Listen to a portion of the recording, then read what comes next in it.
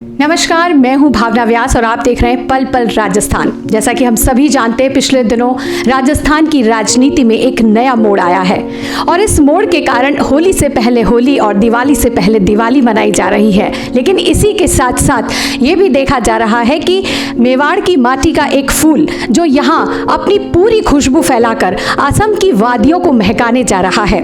लेकिन इस महक के साथ साथ कई बड़े सवाल मेवाड़ में और राजस्थान में उठते हैं।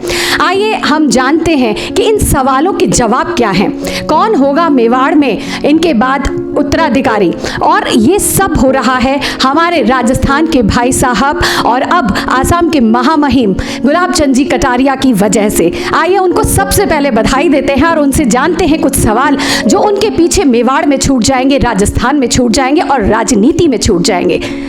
सर, आपका पल पल राजस्थान में बहुत स्वागत है। धन्यवाद आपका।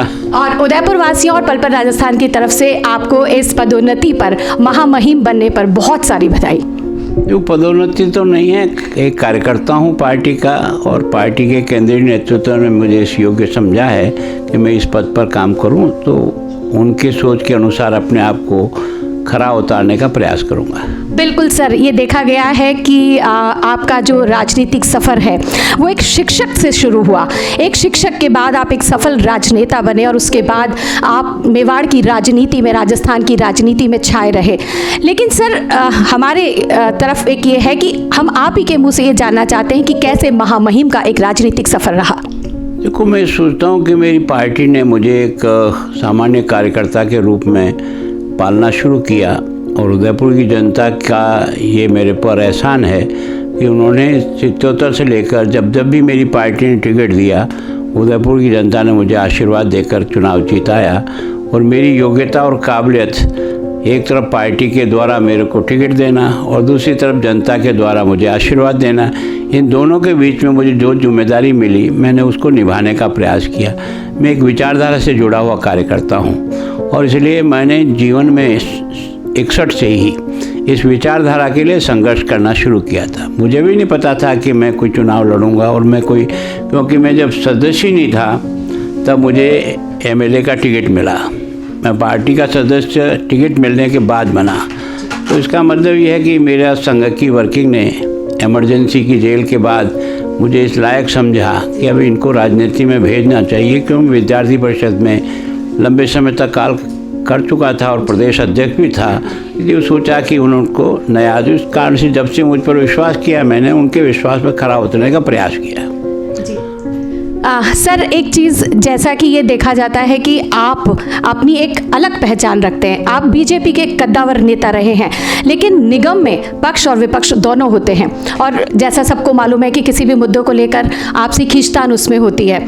आपने हर पक्ष को लेकर आप उनमें सामंजस्य बिठाया, लेकिन अब क्या, चूँकि आप असम की तरफ बढ़ चले हैं, तो अब उदयपुर की इस निगम का क्या होगा? कौन इसमें सामंजस्य बिठाएगा? कैसे होगा अब?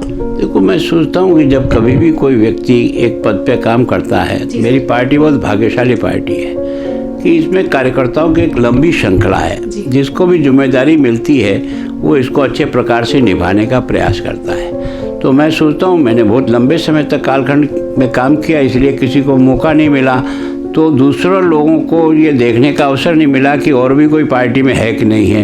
लेकिन मेरी पार्टी बहुत भाग्यशाली है कि छोटे छोटे कार्यकर्ताओं को जो जिम्मेदारी देकर काम आगे बढ़ाती है, तो पार्टी भी कई चीज़ें उस व्यक्ति में देख करके ही उसको आगे बढ़ाने का प्रयास करता है। इसलिए रिक्तता मेरे यहाँ नहीं रहेगी। रिक्तता तो कोई न कोई मेरा कार्यकर्ता, एक नहीं, ऐसे कई गुलाब चंद कटारिया, पर उनको मौका नहीं मिला, मुझे मौका मिला। तो वो जब मौका मिलेगा तो पार्टी के उस ध्येय को लेकर काम करने वाले सैकड़ों कार्यकर्ता है वो करेंगे।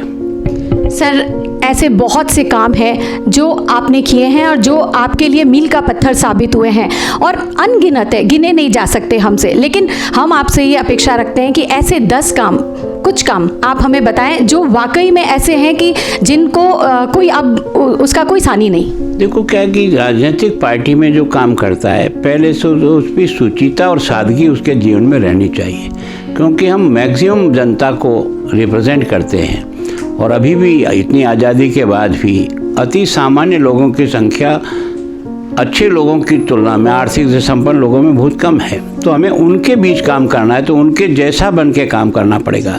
और सुचिता के कारण से व्यक्ति बहुत जल्दी एक्सेप्ट करता है।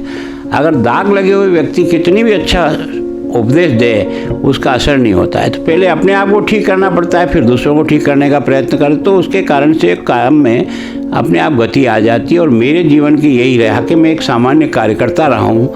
भले ही मैं गृह मंत्री हुआ, पर मैं उदयपुर में ऐसे घुमा हूँ जैसे गुलाब चंद कटारिया घूमता है। मैं अपने कार्यकर्ताओं को कहता हूँ कि पद का अभिमान नहीं होना चाहिए, पद की जिम्मेदारी होनी चाहिए।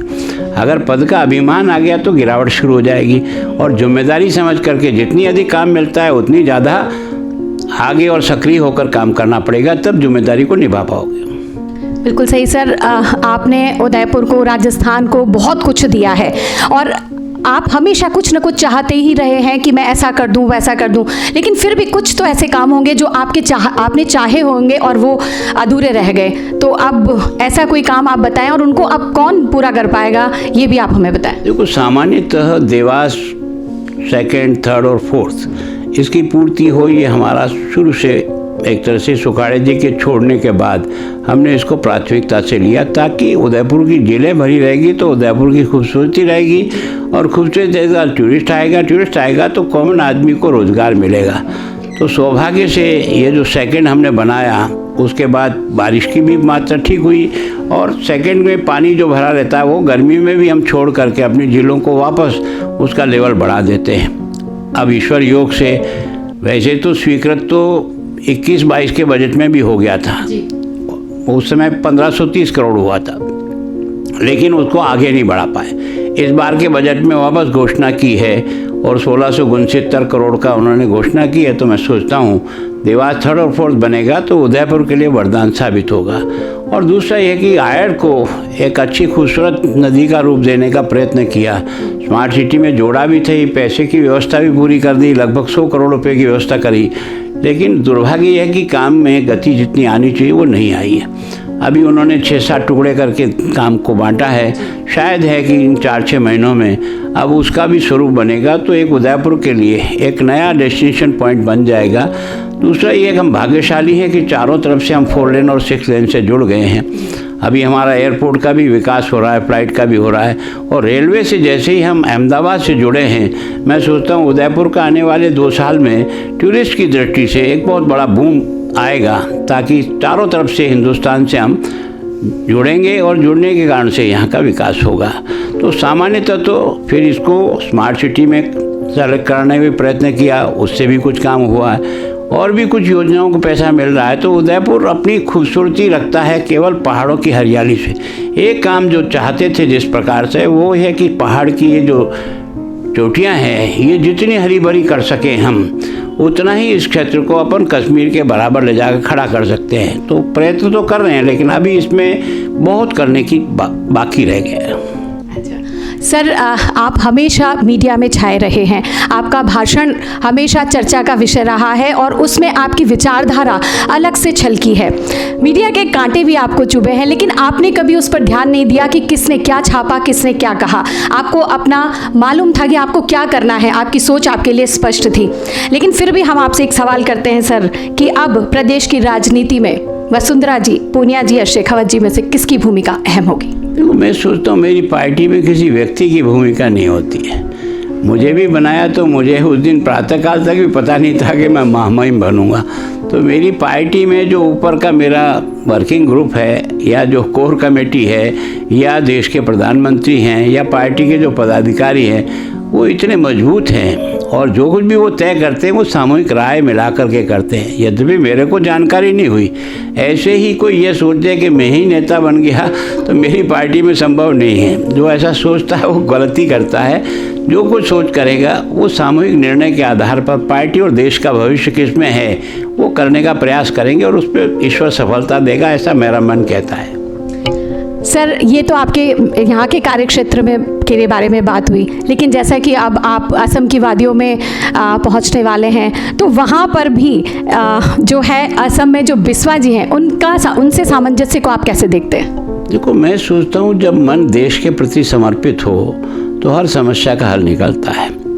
अगर विचार किसी व्यक्ति विशेष और पार्टी विशेष में केंद्रित हो जाता है तो उसके जीवन में जिस लक्ष्य की ओर जाना है उसमें कमी आ जाती है। ईश्वर के कारण से और मुझे जिन लोगों ने तैयार किया उन्होंने मुझे देश के लिए काम करना सिखाया है, किसी व्यक्ति के लिए नहीं, किसी पार्टी के लिए नहीं। पार्टी उसमें मददगार बनती है, इसलिए हम उसके साथ काम करते हैं, लेकिन ध्येय तो देश है। जब देश का ध्येय रखते हैं तो फिर वहाँ न हिंदू मुसलमान दिखाई देता है, न जाति दिखाई देता है, न कुछ नहीं। जिसमें देश का भला हो उस काम करने का प्रयास करते हैं तो सब परिस्थितियाँ कितनी भी विपरीत हो और कितनी भी कठिन हो, अंततोगत्वा उसकी विजय होती है, क्योंकि आपका सोच सही है। सर, चलते चलते एक बड़ा सवाल, कहते हैं कि मेवाड़ का फूल चला असम की वादियों में, तो अब हमारे मेवाड़ में राजनीतिक उत्तराधिकारी कौन होगा?